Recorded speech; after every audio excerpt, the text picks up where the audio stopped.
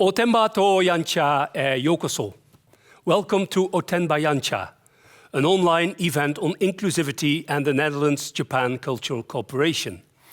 My name is Jan van den Berg and I will be your host for today. Originated from the Dutch word ontembaar and the diminutive name Jantje, this interesting evolution in language epitomizes the century-long exchange between the Netherlands and Japan. At this hybrid event, we, Otenbas and Yanchas, gather and focus on the theme of inclusivity, one prominent topic in the cultural exchange between the Netherlands and Japan. We have guests here in the studio and calling in from Japan, and I'm happy to welcome them all. Theo Peters, Anoma van der Vere, Tomoko Mukayama, Hiroko Tsuboi Friedman, Sachi Miyachi, Esther Vossen, and Vincent Schipper. Everyone is related to the interdisciplinary cultural program NL-Kanto, which is a Dutch initiative in Japan on the occasion of the Tokyo 2020 Olympic and Paralympic Games, organized by the Dutch Embassy in Tokyo and Dutch Culture, the network and knowledge organization for international cultural cooperation. This program focuses on the themes of inclusivity and beyond the capital and demonstrates the interaction and sparks between Dutch and Japanese creative minds through various cultural and art projects. Now, without further ado, I would like to firstly give the word to Theo Peters, Deputy Head of Mission and the Head of Public Diplomacy, Politics, Cultural Department of the Dutch Embassy in Tokyo. Welcome, Theo. Theo Peters, the floor is yours. Thank you, Jan, or maybe I should say Jantje, I'm not sure anymore. Well, anyway, thank you, Jan. And hello to everyone, or friends of NL-Kanto. Welcome online. We're very happy to see you here. This is Theo Peters from the Embassy here in Tokyo. And I'm very happy that we have this event together. Because together we're going to share and showcase some of the inspiring and thought-provoking projects in the Dutch-Japanese cultural context that we've been working on for these years. These projects, they are about connecting, they're about sharing, about inclusivity, as you say, but also about thinking out of the box. They are about who we are as Dutch and about our values. And as you all know, creativity and exchange are untamable forces. When Corona forced us to do things differently about a year and a half ago, very often into the online and into the virtual realm, that's when we went looking for alternative spaces and platforms to continue the exchange. And we decided to use part of our funds to support experiments and exploring these alternative spaces and finding new ways to continue the exchange. And we soon discovered that already many artists in Japan and in the Netherlands were already doing exactly that. And today, you will have the opportunity to see some of the fruits of that. The NL-Kanto program was initiated as a cultural program on the occasion of the Olympic and Paralympic Games. The biggest characteristic is that we use these programs to bring ongoing projects to a higher level, projects that we've been working on and nurturing over the years. So, these exchanges are based on many years of cooperation. And we found that these projects, such as Game Changer, Superteam Market, and Vrijhaven, turned out to be resilient to the Corona crisis. A second feature is that we harness the power of creativity to make changes in society. The combination of creative power with an eye on society. That is a driving force behind Game Changer, behind Culture All Nippon, and all the project of the Fukuroda House. We do not do one-off events. We go for the long-term, sustainable collaboration. And the speakers of today and the projects and their works are a testimony of this mission statement. And I'm sure that today's broadcast will be an inspiration for you, the viewer, to see what the possibilities are of this Japan-Netherlands exchange. In conclusion, allow me to say thank you to Dutch Culture for their enduring effort in realizing this NL-Kanto and this online event. Next up, is a short video clip introducing the NL House project. Let's have a look together.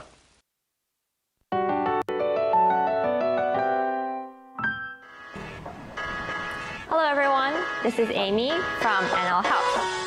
I'm speaking to you here from the first floor living room. What do you think about when you think about Japan? Is it sumo, sushi, kimono, or Buddhist temples? Well, today I'm going to show you how we've decorated NL House in the same way. Come with me to see how we imagine the Netherlands. Here we have canal houses that we imagine stand by the canals of Amsterdam. Tulip, with its variety of colors and a cute shape, is a favorite flower of Japanese children. We even have a children's song for it. When you show a picture or a photo of windmill to a Japanese person, immediately he or she will think that it's... Thank you, Theo, for your talk and clip. And for now, I would like to invite Anoma van der Veere, researcher of Modern Asia at the Leiden Asia Center, Japan correspondent for Dutch news broadcaster NOS. Anoma, are you there? Hi, yes I am. Hi. Yes I am. Thank you, good to see you. You were part of the research group for the sport project Game Changer between the Netherlands and Japan, which is about local policy making in disability sports in Tokyo. Now this Game Changer project actually inspired NL-Kanto program at the first place with the same spirit on inclusion. Could you talk a little bit and tell us about this Game Changer project? Yes. First of all, thank you. Thank you very much for inviting me and giving me the opportunity to talk also about the Game Changer project, which is a project that is very dear to my heart. The project itself is about more than just disability sports. So it's about inclusion, it's about diversity, and getting there through access to disability sports. This project was very grassroots because it combined two levels that I think are very important. Policy, but also community. So normally when we look at projects like these, you know, the word policy is just thrown around, especially when we look at the Olympics and Paralympics. A lot of these projects end up just being showboating and not very effective. While this project is actually a very good example of policy in action. Instead of just focusing on creating big and grandiose ideas, it actually involved people with disabilities, and it involved people's communities. So it wasn't just government, it was institutions, coaches, neighborhood volunteers, sports leaders, doctors, carers, parents, et cetera, and it resulted in long-term policy and, more importantly, local stakeholder networks, which I think is one of the most important things you can build. Could you please tell me a little bit more about this statement you made in the article that you wrote about this project and where you use the term, it takes two to tango? Yes, so it takes two to tango. It means basically that you have different people that need to be involved, especially with people with disabilities. You need to be able to actually involve the people that you want to help, that you want to access, right? You want to have people with disabilities involved in your project. And the only way to do that is by inviting them, right, to going up to them and asking them, so what do you think of this policy? Do you think this could be improved? And especially their experiences can be very informative for our policies. Right? So how do we create access without talking to the people that are actually, you know, supposed to get the access? Right. I think that is one of the most important things. So if you talk about two to tango, it definitely takes two to tango. One very short question. Do you have any suggestions on how Dutch creativity could continue to relate and contribute to inclusivity also in Japanese society? Yes, as a very simple answer, involve the communities in which projects take place. This is the most important thing you can do, is you can actually talk to people and adjust your programs accordingly. When people give feedback, you need to listen. You need to change your approach if this is necessary. Thank you. We will continue and dive now into the cultural program of NL-Kanto. It was inevitably disturbed by the COVID-19 pandemic. However, each project under the NL-Kanto umbrella came up with its own solution to recalibrate. Today, we will zoom into 3 projects for discussion. Now, firstly, let's watch a short clip about the first project that we will talk about, being the Superteam Market.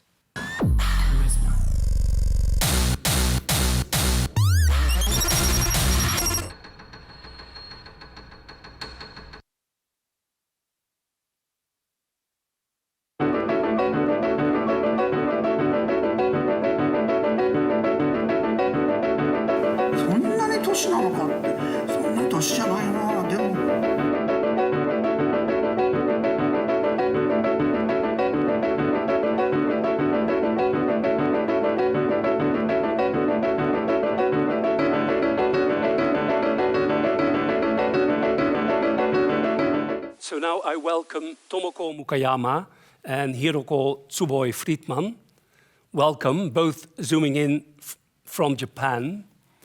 Tomoko, as an established pianist based in the Netherlands, you have been expanding your artistic practice towards many other media. We want to talk with you about this Superteam Market project, which you set up in Amsterdam since several years. Could you introduce briefly about Superteam Market and how it is related to the theme of inclusivity and diversity in both countries? Yes, Superteam Market has started 2013, and I'm sure you remember on the 2011-12, in Netherlands, we had a big budget cut on culture.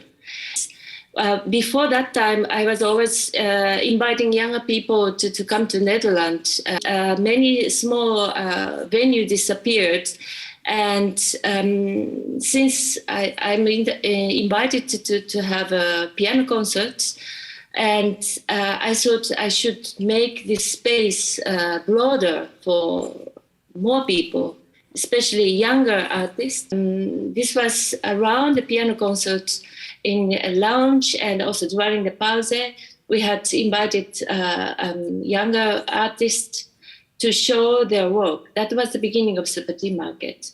Actually, that spirit continued, and this time in Tokyo, we had 4, 5 Dutch artists shown their work. Of course, you could not work live, but how did you manage to adapt to the situation in terms of getting the local regions adapted and involved?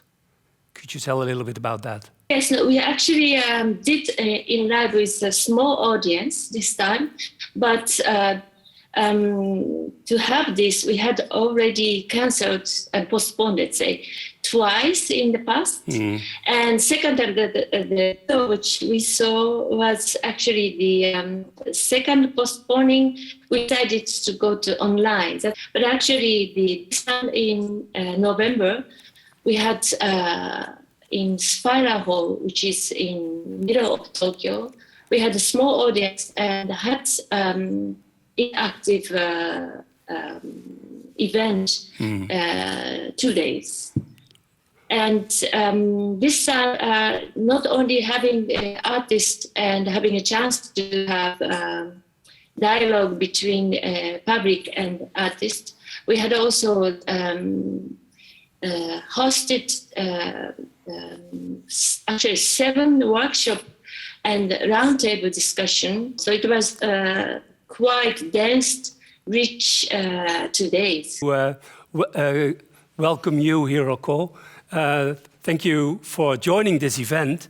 As a co-founder of this Culture All Nippon, what do you aim to achieve in Japan with this new platform? Could you talk a little bit more about that? Yes, good afternoon and good evening, and thank you very much for having us today, for this exciting event.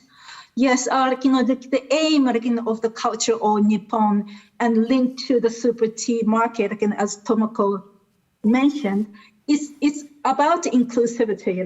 It is about setting up a platform for fair dialogues and fair discussion on any topics around culture and arts.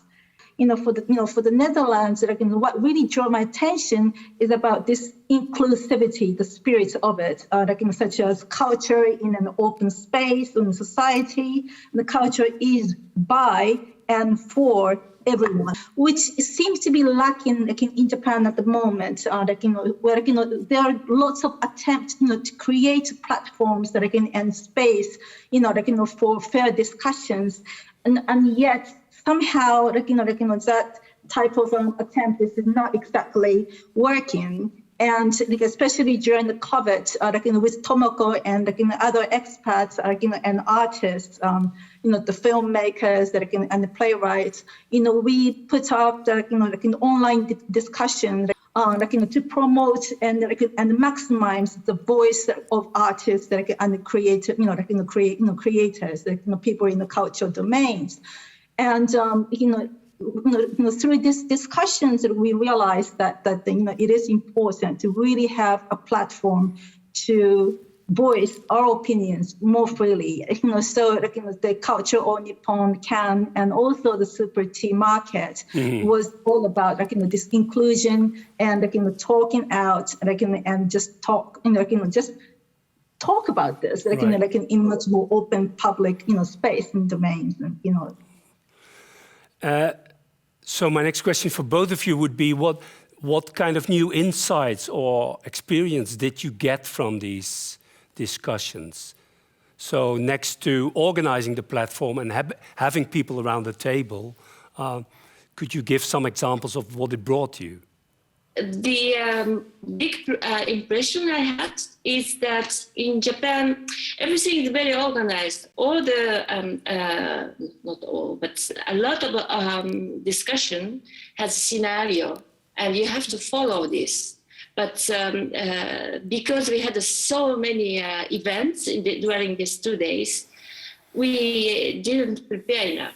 So everybody was improvising. And Japanese is not very known for good with improvisation, but it was not true. Everybody had at that moment discussed many things very spontaneous way, and also the audience was reacting very natural way and very strongly. So it was nice to see we can do this too. Next to me at the table, here live in the studio, are Esther Vossen and Sachi Miyachi.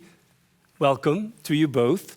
And I would like to talk with the two of you, especially about this artist-in-residency program, the 5th season, a collaboration with the Fukuroda Mental Hospital in Ibaraki Prefecture, Japan. But first, let me properly introduce you. First, Esther, you are art curator. Right. Yeah. You are a consultant, and you have a lot of experience in the Netherlands with collaboration projects between artists and the mental health sector or care sector, so to say. Yeah. This residency program, the 5th season, is a special program connecting professional artistic practice with the theme of mental health. Could you briefly introduce the project? Sure. The 5th season is a residency in a mental health organization, and we started out in 1998 already. So we exist already a long time. And at that time, it was rather unique in the world. And so over the years, there have been more than hundreds of artists working there together with the patients. And from the beginning on, the goal was to bridge the gap between people who suffer from mental health issues, problems, and society at large. And then it the initiative crossed borders. Right. And well, we make a huge leap because it's already existing for a long time. But yes, in the realm of this NL-Kanto project, you were able to transfer the idea and the concept to Japan, more in particular to this mental health hospital in Fukuroda, in the Kanto region. Yeah. Which brings me to you, Sachi, because you were the first one to be able to work there. You are a visual artist based in the Netherlands, but coming from Japan. Could you tell us first generally a little bit about your experience? First, thank you to invite me and having me here. And I'm an artist based in the Netherlands. And normally I work on the location. So I really focus on the location, like the research location and interview people. And also it's a lot information from the suits. And then I develop the idea, then bring some idea of art. Yeah. Serve it there. Yeah. So that was my Okay. one here. So this is the work that you actually realized. Yeah, one there. novel artworks that the one patient asked us the question. So what do you do when I don't want to work? So that was a very clear question, but for us that was very difficult to answer. We kind of make the one game out of this office table, office desk. Right. Normally there's people that the administration, that's a serious business on the desk table. And such an opportunity, we got thousands of the pet bottle caps from the Fukuroda Hospital.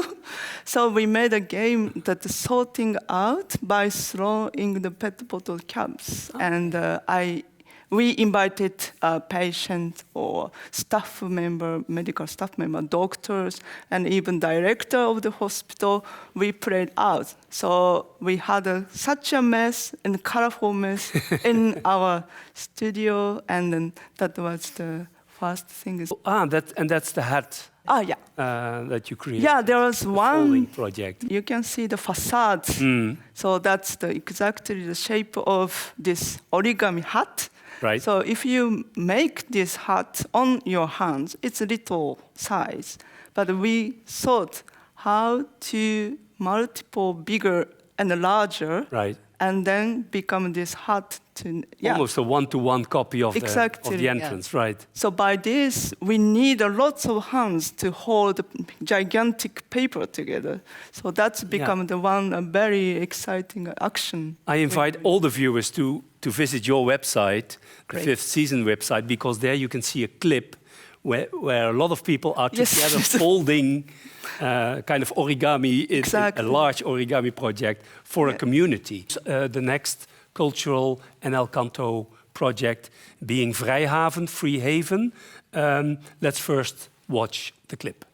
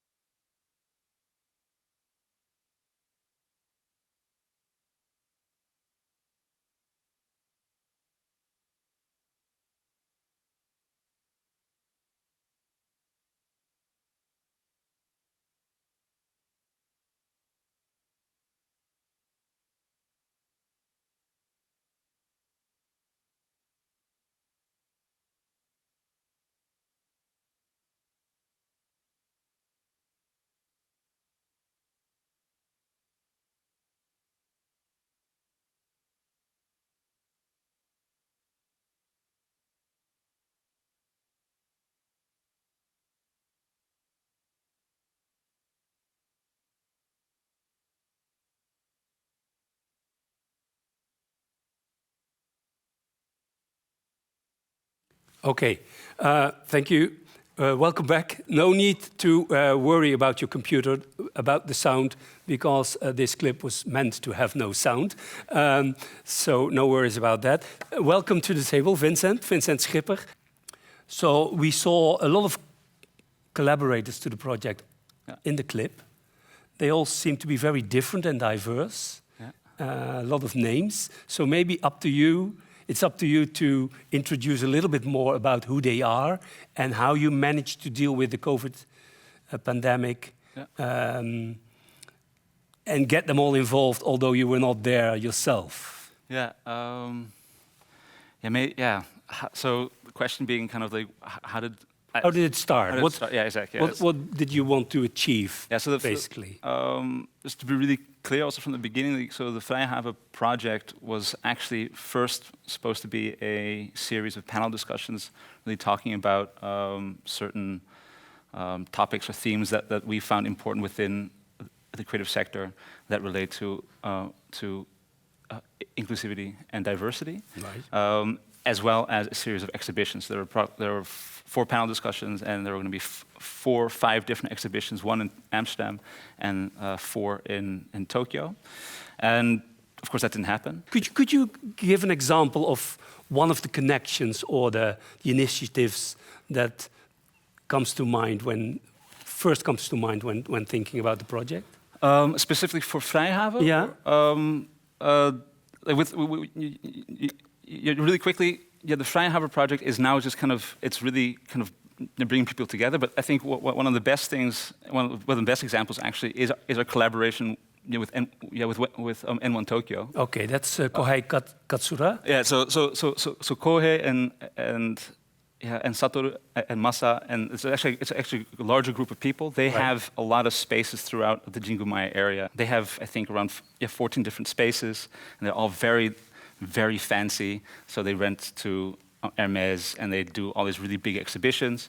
But what they also do is that they kind of hedge that work with these much larger brands to be able to also give the exact same types of spaces to people from the communities around them. So from the Harajuku and the Jingumaya communities, but also from Tokyo and also from all of Japan, to kind of give them that same platform. And all of a sudden, that's also kind of one of the topics within Vrijhaven is this question of what is. Does this kind of a dichotomy between high and low culture actually exist? That's also kind of that only exists if you allow it to exist. So the moment that you start to create a platform and start to create different ways to kind of break down that difference or that division between high and low culture. Right. And so with N1, that's kind of like we found common ground in that because they think it's really important to keep giving platforms to young makers. Or is there a specific product coming out of this collaboration, because they are really adapted to the market, as you said? Yeah. So for us, what let's say a product or a thing that comes out of it is that network, is that trust between people, and that's what's at the core of this. Anoma, do you want to respond, or maybe also to other topics that we discussed? Yes. If you are too goal-oriented, you often miss the mark, right? Because if you're too goal-oriented, this means that you have a goal and that is fixed. You're basically moving towards something without recognizing changes in how things are going. So if you talk about how building a community or networking is an artwork, I think about it more pragmatically. You cannot do anything without a proper network. You cannot put roots in any community without knowing the people in that community. You can bulldoze a community if you want to, and this is what happens a lot, right? This is what a lot of projects have done in the past. You kind of bulldoze into a community and say, this is how we're going to do it, and this is the goal we're trying to achieve.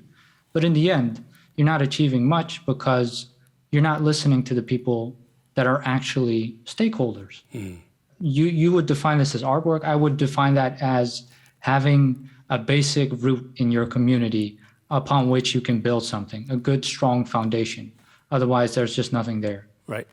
It's about these stakeholders and and bringing, let's say, these roots into these communities. But I think it's also what you're also talking about is kind of what the consequence or the effect of also showing things to a broader public is also to make sure that you connect different stakeholders that usually don't talk to each other together. Thank you all once again. Esther, Sachi, Hiroko, Tomoko, Vincent, Anoma, thank you very much for joining us. Please check the website of NL-Kanto Cultural Program, nlkanto.com. And at the end, I would once again like to thank you all for joining, for participating, all for watching. Arigatou gozaimashita. Thank you. Bye-bye.